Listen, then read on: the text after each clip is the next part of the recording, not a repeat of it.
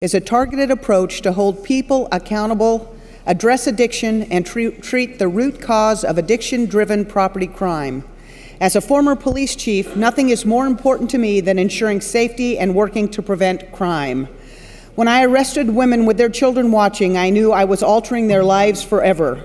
Many of these mothers were in domestic violence situations or struggling with addiction or mental illness. We could have done better and should do better now.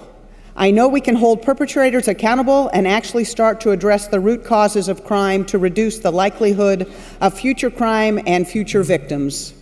Over the past 9 months, I have worked with Senator Winters to alleviate our severe capacity issues at the Coffee Creek Women's Prison and search for alternatives that address the causes of crime.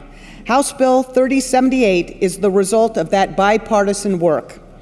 The bill maintains and improves the Family Sentencing Alternative Pilot Program, increases the limit for short-term transitional leave from prison from 90 to 120 days, modifies 2 non-violent crimes to permit shorter presumptive sentences with stricter supervision, and directs the Criminal Justice Commission to study the impact of these changes on prison use, recidivism, and public safety, and report back to the legislature annually.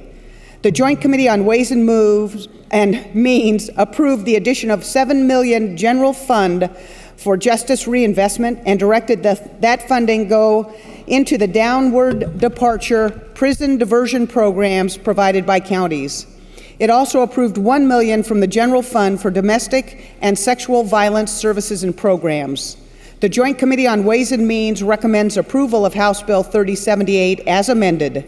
The bill is also supported by a broad coalition of organizations, including Oregon Coalition Against Domestic and Sexual Violence, AOI and OBA, the Oregon Business Council, SEIU, United Seniors of Oregon, and Oregon State Council of Retired Citizens, Ecumenical Ministries of Oregon, Oregon Alliance of Children's Programs, League of Women Voters, the Oregon Women's Commission, the YWCA, the Oregon Justice Resource Center, the Oregon Council on Civil Rights, and Partnerships for Safety and Justice, amongst others.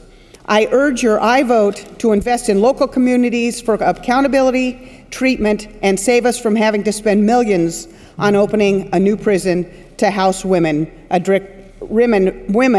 for addiction-driven property crimes. Thank you, Mr. Speaker.